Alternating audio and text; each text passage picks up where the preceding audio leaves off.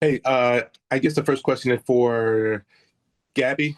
Just you guys had a 8 point lead to start that fourth quarter. Just from your perspective, just what happened there? You guys were outscored 27 to I want to say 6 or something in that fourth. Just what happened in that fourth quarter? Yeah, 27-9. Nine. Thank you. Just lack of focus. I don't know. We can say a million things about it. I think the fourth quarter we started to panic, and I think I will be the first one to say that we disrespected Connecticut today. And we got what we deserve. That's a team with Hall of Famer, with that's they're professionals. They still can hoop, and we disrespected them. I think we went, okay, now we're up, we can relax, and we just stopped playing basketball. So we got what we deserved today. Thank you. All right, Christian, you're next. My question is for both of you. Just kind of coming from the game against New York and then coming against Connecticut, like Gabby saying, you guys, so you feel like you disrespected Connecticut. A team that hasn't won a game in a month. Just kind of wonder how you feel after this game and going into the rematch on Friday. I think that's the blessing about this league is that, you can play a team twice in a matter of 72 hours. So us being able to sit on this and use it to see how we can turn things around on Friday. I think that's actually kind of perhaps the blessing in disguise in all of this. Like Gabby said, this is the pros. Any team can win on any given night. Not saying that Connecticut is just any team. Like she said, there's some great players on this team. And we have to show up every night, no matter who is in front of us. And I don't want to continue to harp on it just because of what their record reflects. Like you have to step forward and respect any team that comes and gives you a great game. And that's exactly what they did. All right, next up, Kasim. Hey, can you guys talk about specifically what Sanaya Rivers and Tina gave to the Sun late? How did they kind of pose some issues for you guys in closing that one out? Like I said, Tina Charles is a Hall of Famer, and she played like it tonight. Sanaya did a great job getting downhill. Obviously, her defensive energy disrupted me quite a bit. I got to be better with that. They were just very aggressive. I mean, they didn't give up, they didn't quit. They were getting all the 50-50 balls, especially like Tina in that fourth quarter. Yeah, they kept playing and we stopped, basically. We thought our job was done and they capitalized as they should. Thanks. All right, next up, Andrew. Gabby, just asking about Layla Lacan, her effort in terms of dealing with her and how you're going to make the adjustment of getting that revenge against her on the next game. Layla's plus 19 tonight. She gave them a lot of great energy, a lot of good driving kicks. She was moving the ball well, finding people on pick and rolls. I thought she played really well tonight, especially this is her second game, right? So yeah, just got to adjust to her. But I thought she played like a pro tonight for, only her second game. I thought she played very intelligently. All right, Asia.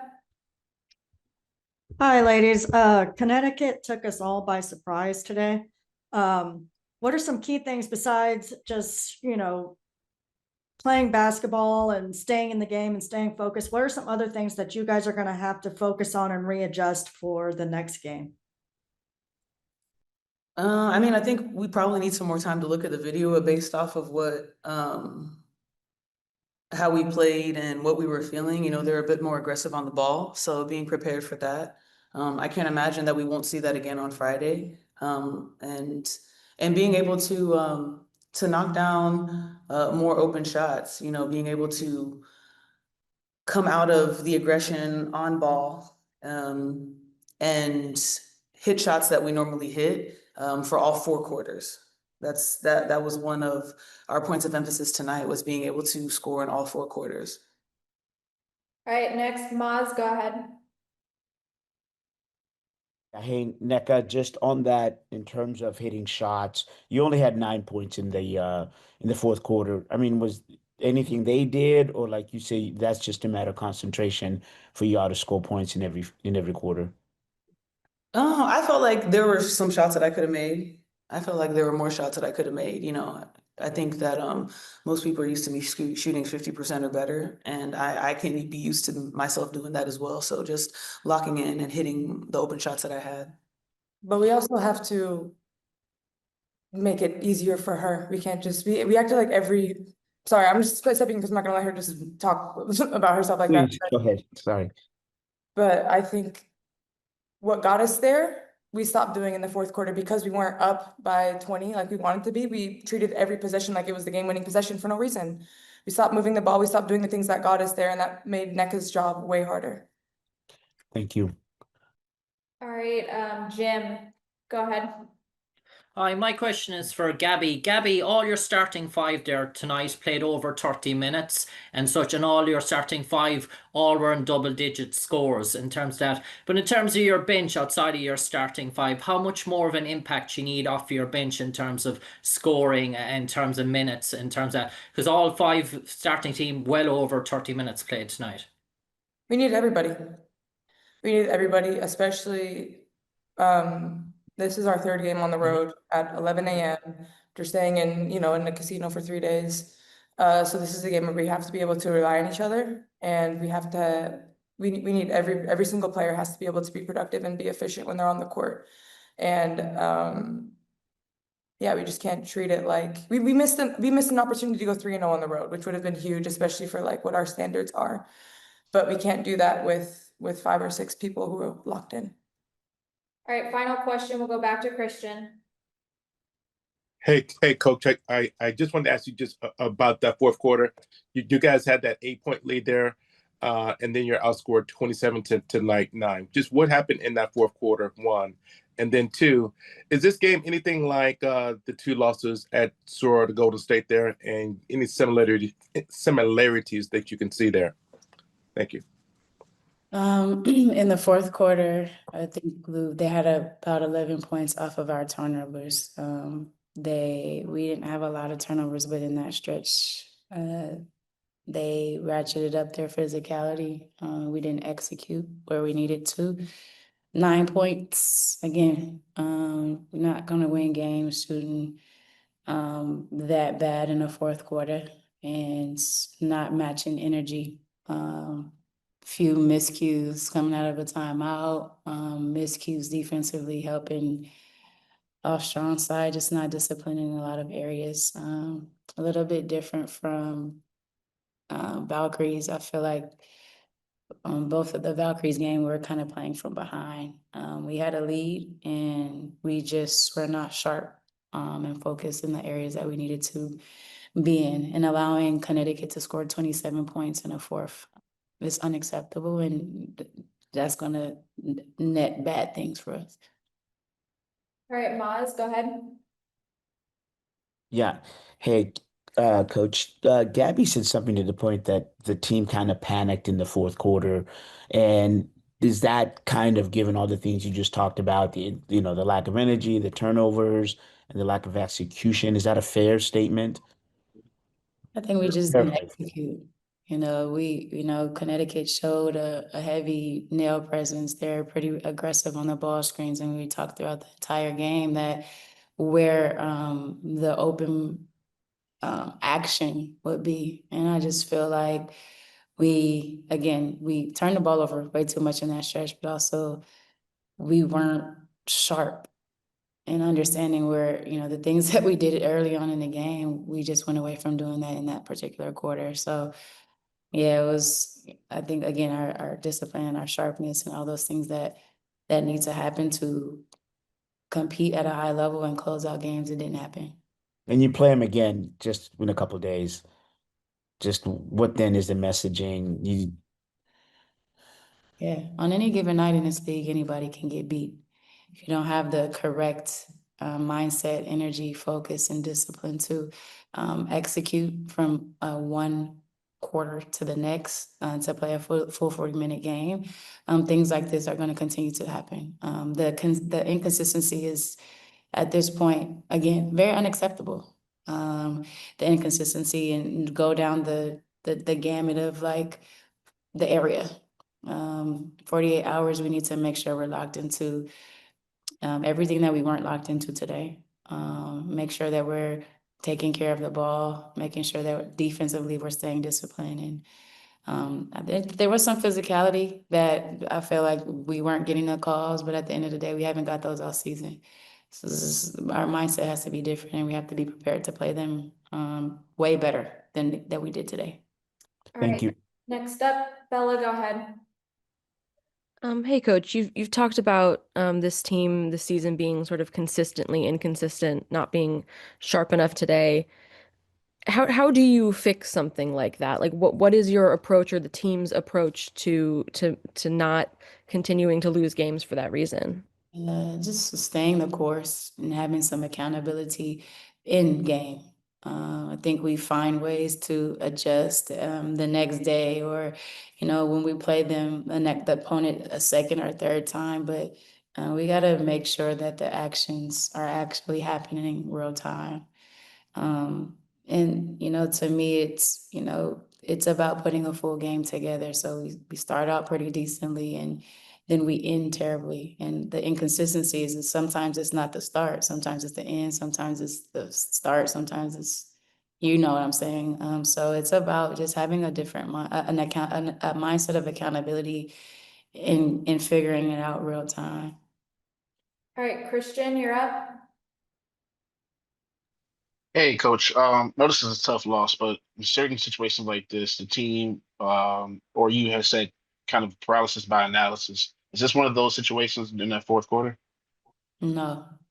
I thought that we were bad defensively. Giving up 27 is not good defense. They were running the same actions. We weren't covering ball screens well. And then again, at the end of the day, you can't leave shooters open. So it was, to me, defensively first and foremost, and then our defense kind of always dictates what we do offensively. We were able to score at a high clip for 3 quarters. In that fourth quarter, I just feel like our execution was awful. All right, Qasim, you're up. Hey coach. So Tina had a game today. What do you do to kind of back up Ezzy when, Hall of Famer like that gets going? And how can you kind of adjust for, making sure she doesn't get going again on Friday? Dom needs to be ready. We are going to rely on her for her size and her agility. I thought that a couple of her minutes or in some stretches, she was not locked in. And I think we combat Tina with utilizing some other length that we have on the floor with Dom, but she has to play better than she did today. And then the other thing is just, getting into foul trouble negates what Ezzy can do, especially in certain coverages. I don't think that we were able to completely cover Tina the way that we wanted to because of some foul trouble. So foul discipline is going to be very important. Thanks. And you're next. Andrew. Thank you very much. Coach, you got up to the 27-18 lead. You had the lead for all 3 quarters. And then, as you mentioned and talked about in regards to the fourth quarter, do you feel with the 30 minutes for each starter is that your bench isn't giving you that consistent reason to give your starters that rest and to have your starters be sharp on the defensive end in terms of those coverages against Hartley and Sheldon? Do you feel like your bench is not giving you enough to have your starters get that rest and not feel fatigued in the fourth? Yeah, it starts with our bench, though. I'm sorry, it starts with our starters. We are actually also down a guard, so it's difficult, especially, trying to find some rotations and rest in particular minutes when certain people are cooking. But at the end of the day, yeah, it starts there with our starters, but our bench does have to be ready. In those minutes, we can't turn the ball over. We can't have lapses in assignments. And it's, I'm not, sometimes, the people who are coming into the game become low hanging fruit. I'm not doing that. Our starters have to be sharper throughout the entire game because they are in certain lineups with our bench players, and it's on them to hold the fort and hold the standard, set the standard, and those other guys will follow. But yeah, obviously you can't go 44 games and play, 5 people at a clip like this. So our readiness is going to be important, and it's not just about playing minutes. You got to execute in those minutes. You got to be productive in those minutes. I'm not just going to play just to play, and that's very key. Say Fine. back to Seattle. Final question, we'll go to Asia. Hi, Coach. Fourth quarter was a little bit of a struggle. In those timeouts, what were some of the ways that you were trying to motivate your girls to take back the lead and play tougher in that fourth quarter? Just kind of keeping it possession by possession. We knew that there are some, ways to execute offensively. So just kind of reminding them of that. And then defensively, just kind of talking about, where our physicality needs to lie and, executing there and kind of trying to stay the course, being positive and knowing that, we're capable. But a game like this is difficult again, where things are kind of impacting the other. Our defense impacted our offense impacted our defense. And so in those moments, trying to stay as locked in and present and confident, keeping the group confident, but also just imploring that our execution needed to be better. Thank you, Coach. Yeah, thanks.